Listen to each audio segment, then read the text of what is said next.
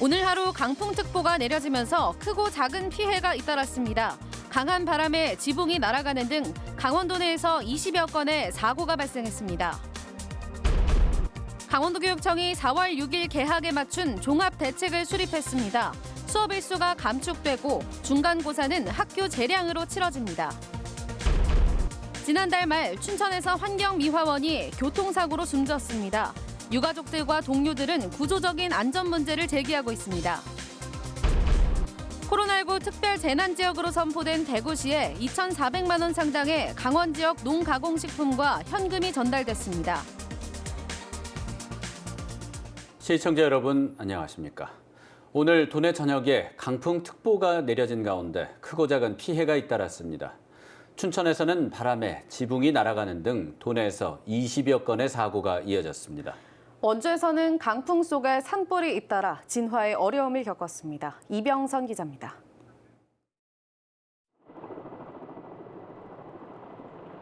산 중턱 곳곳에서 뿌연 연기가 솟아오르고 나무와 숲풀이 불길에 휩싸입니다. 인근 골프장에 있는 물을 쉼없이 길어올려 퍼부어 보지만 불길을 잡는 게 쉽지 않습니다. 바람을 타고 불이 빠르게 번지면서 산등성이 일대가 잿더미로 변했습니다. 불이 난 것은 오늘 오후 12시 30분쯤 원주시 지정면의 한 골프장 인근 야산에서 시작된 불은 일대 22,000제곱미터를 태우고서 2시간 반 만에 꺼졌습니다. 도내 전역에 강풍특보가 내려지면서 순간 풍속이 초속 10m를 넘나들다 보니 진화에 애를 먹었습니다. 기체가 많이 흔들리죠. 그리고 물을 뿌릴 때 정확한 타겟에 안 맞을 수도 있어요. 임차 헬기가 들어왔었는데 그건 비행기가 작다 보니까 그 바람에 이기질 못해요. 이에 앞서 오전 7시쯤에도 원주시 흥원면의 한 목재 공장 인근 야산에서 불길이 솟아 2시간 만에 꺼지는 등 강풍 속에 산불이 잇따랐습니다. 오늘 오후 2시쯤에는 춘천시 신동면의 한 주택에 갑자기 바람이 들이닥치면서 지붕 단면이 날아가 인근 비닐하우스를 덮쳤습니다. 와보니까 이게 펴져 있더라고요. 확 날아가 있더라고요. 이장이 이제 지금 날아서 빨리 오라고 와보니까 벌써 저거 날아가 있더라고요. 이게 또. 영서 주요 지역의 최대 순간 풍속이 대부분 초속 20m를 넘어 태풍급 위력을 보인 가운데 오늘 하루 도내에서는 간판이 추락하고 가로수가 쓰러지는 등 피해가 속출했습니다. MBC 뉴스 이병선입니다. 강원도교육청이 코로나19 확산으로 연기된 4월 6일 개학에 맞춘 종합대책을 내놨습니다. 수업 일수가 감축되고 중간고사는 학교 재량으로 치러지며 유치원 원비는 반환해줄 전망입니다. 강화길 기자가 보도합니다. 개학이 2번이나 연기되는 초유의 사태를 맞은 강원도 교육청이 4월 6일 개학에 맞춘 대책을 발표했습니다. 다음 주까지 각급 학교에서 안전조치, 학사 일정 조정 등 4월 6일 신학기 시작을 위한 모든 준비를 마치도록 하겠습니다. 수업 일수는 10일 감축합니다. 중간고사 시행 여부와 평가 방법은 각 학교에서 알아서 결정합니다. 현재 1인당 5개꼴로 확보된 마스크는 10개까지 늘릴 계획입니다. 만약 마스크를 쓰지 않고 등교하는 학생이 있으면 마스크를 주기로 했습니다. 손 소독제도 학급당 5개씩 공급합니다. 혹시 증상이 있는 학생들을 일시적으로 관찰하기 위한 별도의 공간도 마련합니다. 보시는 것처럼 밀접 생활이 불가피해 감염 우려가 높은 학교 교실에서도 사회적 거리 두기가 시행됩니다. 다닥다닥 붙어있는 교실 책상은 간격을 넓혀 한 줄로 배치합니다.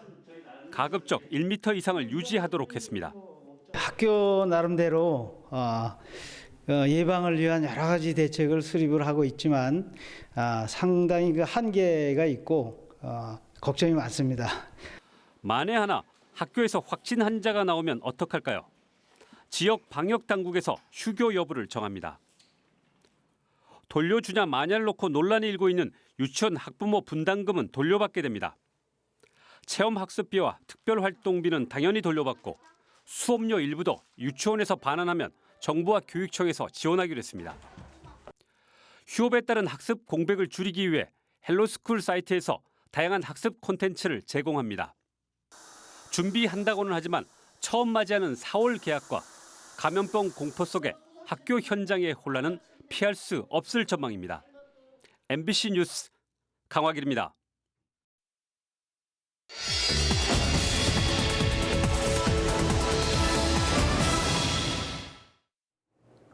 지난달 말 춘천에서는 50대 위탁 환경미화원이 청소차 뒤 발판에 매달려 일을 하다가 교통사고로 숨지는 안타까운 일이 있었습니다. 유가족들과 동료들은 구조적인 안전 문제가 있다며 대책 수립을 요구하고 있습니다. 어떤 문제가 있고 대책은 없는 건지 오늘부터 김상훈 기자가 집중 보도합니다. 지난달 27일 새벽 3시쯤 춘천시 칠전동의 한 왕복 4차선 도로. 환경미화용 청소차가 옆으로 넘어져 있고 도로 위에는 쓰레기가 널브러졌습니다. 청소 차량이 중앙선을 넘다가 승용차와 부딪힌 겁니다. 이 사고로 청소차 발판에 타고 있던 위탁 환경미화원인 51살 김모 씨가 도로로 튕겨져 승용차에 치여 숨졌습니다. 숨진 김 씨는 일을 시작한 지 2달밖에 안 된 신입이었습니다. 환경미화원 동료들과 유가족은 교통법규 위반이 1차적인 원인이지만 보다 근본적인 문제가 있다고 주장합니다. 8시까지 쓰레기를 집어넣어야 되니까 쓰레기 도학장에다가 시간이 안 맞으니까 그거를 갈 수가 없는 거예요. 그러니까 구조적으로 거기를 건널 수밖에 없는 입장이었던 거죠. 참혹한 현장을 지켜본 동료들도 생각은 비슷합니다. 업무량이 많고 시간은 없다 보니 불법임을 알면서도 발판에 오르고 또 중앙선을 넘는 일이 많았다는 겁니다. 저 자신도 불법 유탁을 하고 사람이 뒤에 안 타면 작업 시간에 쫓기다 보니까 사람이 뒤에 발판에서 매달려서 일을 하고. 춘천 시내 환경미화원은 260여 명, 이 가운데 절반인 130여 명이 춘천시 직접 고용이고 남은 절반은 위탁 형태입니다. 춘천 내 환경미화원 위탁 업체만 14곳인데 한 업체당 노동자 10명 정도 꼴입니다. 이렇게 노동자들이 각각 다른 회사 소속인데다 위탁 업체별로 경쟁 입찰을 따내다 보니 안전은 뒷전으로 밀리고 있습니다. 앞서 지난 2015년과 2017년에도 야간에 청소 작업을 하던 위탁 환경미화원이 음주 차량에 치여 숨지거나 다치는 일이 있었습니다.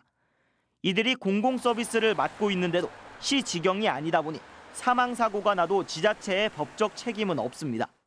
금전적인 관계로 보상을 해준다는 거 물질적으로 해줄 수 있는 부분은 이제 보험 처리를 할 테고요. 그거는 그리고 저희가 직접 고용자가 아니기 때문에 그런 부분이 좀 있고. 춘천시는 사고 이후 발판 사용 금지와 교통법규 준수 등 안전 강화 지침을 위탁업체에 통보했지만 당장 인원 보강이나 환경 개선 등 정책이 뒷받침되지 못한 구두 지시일 뿐입니다. MBC 뉴스 김상훈입니다. 코로나19 확산 차단을 위해 전통장들이 대거 임시 휴장했지만 양양 5일장이 재개장했습니다. 코로나19 심각 단계가 지속되고 있긴 하지만 위축된 지역 경제와 골목 상권을 살리기 위해 문을 열고 방역을 강화하기로 했습니다. 박은지 기자가 다녀왔습니다. 양양 전통시장 안길에 오랜만에 좌판이 펼쳐졌습니다. 끝자리 4일과 9일에 열리는 양양 5일장이 코로나19에 따른 임시 휴장에 들어간 지 4주 만에 재개장한 겁니다. 나들이객들이 줄면서 한산했던 시장에는 값을 흥정하고 물건을 사고 파는 모습들로 생기가 돌기 시작합니다. 집안에만 있다가 오래간만에 또 장도 쓴다고 그래서 야채고 이것저것 많이 사러 나왔어요. 코로나가 빨리 종식돼야 시장도 활성화될 것 같고. 비록 강풍이 불고 빗방울까지 떨어지는 궂은 날씨에 평소 장날만큼 붐비지는 않았지만 오랜만에 손님 맞이에 나선 상인들은 반가움을 감추지 못합니다. 지금 날씨가 지금 안 받쳐서 그러는데 사람은 그래도 나오시거든요. 기분 좋죠. 너무 좋죠. 집에 있는 것보다 훨씬 좋죠. 지금 일하는 게. 양양구는 지역 경제와 골목 상권 살리기를 위해 5일장 재개장을 결정했지만 안전을 위해 매일 시장 주변 방역 소독을 더욱 강화하기로 했습니다. 이용자들에게는 마스크 착용과 손 소독제 사용 등 개인 위생을 당부했습니다. 골목 상권 활성화를 위해서 양양 5일장을 재개장하게 되었습니다. 아울러 고객분들이 안심하고 찾을 수 있도록 전통시장 일원에 대한 방역 활동을 지속적으로 추진하고 있습니다. 양양 5일장이 다시 문을 열면서 동해 북평 5일장과 정선 5일장 등도 운영 재개를 검토할 것으로 보입니다. MBC 뉴스 박은지입니다.